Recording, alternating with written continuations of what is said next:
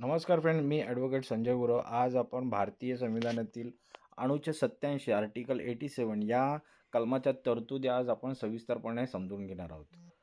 भारतीय संविधानातील अनुच्छेद 87 आर्टिकल 87 हे राष्ट्रपतींच्या विशेष अभिभाषणाशी स्पेशल ॲड्रेस भाषणाशी संबंधित आहे.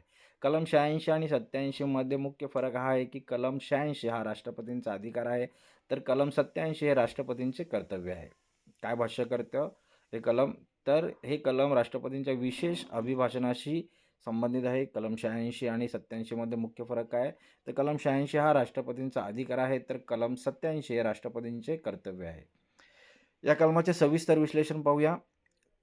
कलमाचं नाव काय आहे? Special address by the president. काय म्हटलेलं आहे? Special address by the president. राष्ट्रपतींचे विशेष अभिभाषण. काय? राष्ट्रपतींचे विशेष अभिभाषण.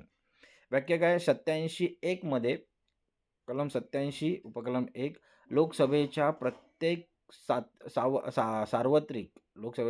सार्वत्रिक निवडणुकीनंतरच्या पहिल्या सत्राच्या प्रारंभी आणि प्रत्येक वर्षाच्या पहिल्या सत्राच्या प्रारंभी बजेट सेशनमध्ये राष्ट्रपती संसदेच्या दोन्ही सभागृहांच्या एकत्रित बैठकीनुसार अभिभाषण करतील आणि संसदेला तिच्या बोलवण्याची कारणे कळवतील. काय म्हटलेलं आहे एकमध्ये? तर लोकसभेच्या प्रत्येक सार्वत्रिक निवडणुकीनंतरच्या पहिल्या सत्राच्या प्रारंभी आणि प्रत्येक वर्षाच्या पहिल्या सत्राच्या प्रारंभी बजेट सेशनच्या राष्ट्रपती संसदेच्या दोन्ही सभागृहांच्या एकत्रित बैठकीसमोर अभिभाषण करतील आणि संसदेला तिच्या बोलवण्याची कारणे कळवतील. तर 87(2) मध्ये काय तरतूद आहे? तर अशा अभिभाषणात चर्चा करण्यासाठी संसदेच्या नियमांद्वारे वेळ राखून ठेवली जाईल. काय म्हटलेलं आहे? जे भाषा 87(1) मध्ये जे बोलवण्याची क्रिया झालेली आहे भाषणासाठी, तर अशा अभिभाषणात चर्चा करण्यासाठी संसदेच्या नियमांद्वारे वेळ राखून ठेवली जाईल. सोप्या शब्दात समजून घेऊया ही कलम. राष्ट्रपतींना वर्षातून 2 प्रसंगी संसदेसमोर भाषण देणे बंधनकारक आहे. काय? तर राष्ट्रपतींना वर्षातून 2 प्रसंगी संसदेसमोर भाषण देणे बंधनकारक आहे. निवडणुकीनंतर जेव्हा नवीन लोकसभा निवडून येते, तेव्हा तिच्या पहिल्या बैठकीत भाषण देणे आणि दरवर्षी प्रत्येक नवीन वर्षाच्या पहिल्या अधिवेशनाच्या अर्थसंकल्पीय अधिवेशन बजेट सेशनमध्ये पहिल्या दिवशी भाषण देण्याचे बंधनकारक आहे. भाषण देण्याचं. या भाषणात राष्ट्रपती सरकारची गेल्या वर्षातील कामगिरी आणि आगामी वर्षातील धोरणांचा आढावा घेतात. हे भाषण प्रत्यक्षात मंत्रिमंडळाने सरकारने तयार केलेले असते. काय तरतूद आहे या कलमामध्ये? राष्ट्रपतींना वर्षातून 2 प्रसंगी संसदेसमोर भाषण देणे बंधनकारक असते. एक, निवडणुकीनंतर जेव्हा नवीन लोकसभा निवडून येते तेव्हा तिच्या पहिल्या बैठकीत आणि दरवर्षी प्रत्येक नवीन वर्षाच्या पहिल्या अधिवेशनाच्या अर्थसंकल्पीय अधिवेशनमध्ये पहिल्या दिवशी. ओके. तर या भाषणात राष्ट्रपती सरकारची गेल्या वर्षातील कामगिरी आणि आगामी वर्षातील धोरणांचा आढावा घेतात. हे एक भाषण प्रत्यक्षात मंत्रिमंडळाने सरकारने तयार केलेले असते. आता हे कलम का बरं अस्तित्वात आले? ही तरतूद ब्रिटिश राज्यघटनेतील स्पीच फ्रॉम द थ्रोन. काय म्हटलेलं आहे? स्पीच फ्रॉम द थ्रोन या परंपरेवर आधारित आहे. नवीन सरकार आल्यावर किंवा नवीन वर्षाचे कामकाज सुरू होताना सरकारची धोरणे जनतेला आणि संसदेला स्पष्ट व्हावीत या हेतूने हे कलम समाविष्ट करण्यात आलेले आहे. हे कलम का समाविष्ट करण्यात आलेलं आहे? तर ही तरतूद ब्रिटिश राज्यातील स्पीच फ्रॉम द थ्रोन या परंपरेवर आधारित आहे. नवीन सरकार आल्यावर किंवा नवीन वर्षाचे कामकाज सुरू होताना सरकारची धोरणे जनतेला आणि संसदेला स्पष्ट व्हावीत या हेतूने हे कलम समाविष्ट करण्यात आलेले आहे. आता या कलमाचे महत्त्व आणि उद्दिष्ट काय आहेत? धोरणांची घोषणा. सरकार पुढील काळात काय करणार आहे याचा अधिकृत आराखडा देशवासियांसमोर मांडणे. संसदेचे महत्त्व. संसदेचे अधिवेशन सुरू होताना राष्ट्रपतींच्या भाषणाने त्याला एक घटनात्मक गांभीर्य प्राप्त होते.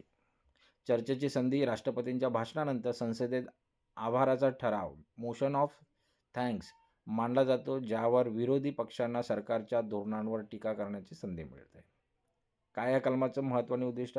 धोरणांची घोषणा होते. सरकार पुढील काळात काय काम करणार आहे याचा अधिकृत आराखडा देशवासियांसमोर मांडते. संसदेचे महत्त्व काय? संसदेचे अधिवेशन सुरू होताना राष्ट्रपतींच्या भाषणाने त्याला एक घटनात्मक गांभीर्य प्राप्त होते. चर्चेची संधी. राष्ट्रपतींच्या भाषणानंतर संसदेत आभाराचा ठराव मोशन ऑफ थँक्स मांडला जातो, ज्यावर विरोधी पक्षांना सरकारच्या धोरणांवर टीका करण्याची संधी मिळते. ओके. तर हे या कलमाचं महत्त्व आणि उद्दिष्ट आहे. कलमाचे उल्लंघन आणि शिक्षा आणि उपाय समजून घेऊया. उल्लंघन कसं होऊ शकतं ह्या कलमाचं? तर जर राष्ट्रपतींनी हे भाषण देण्यास नकार दिला, तर तो एक मोठा घटनात्मक पेच मानला जाईल. काय म्हटलेलं आहे? जर राष्ट्रपतींनी हे भाषण देण्यास नकार दिला, तर तो एक मोठा घटनात्मक पेच मानला जाईल. आभाराचा ठराव. भाषणानंतर ह्या ठरावावर मतदान होते. जर हा ठराव लोकसभेत मंजूर झाला नाही, तर याचा अर्थ सरकारकडे बहुमत नाही असा होतो आणि सरकारला राजीनामा द्यावा लागू शकतो. काय म्हटलंय? आभाराचा ठराव. तर भाषणानंतर या ठरावावर मतदान होते. जर हा ठराव लोकसभेत मंजूर झाला नाही, तर याचा अर्थ सरकारकडे बहुमत नाही असा होतो आणि सरकारला राजीनामा द्यावा लागू शकतो. ओके.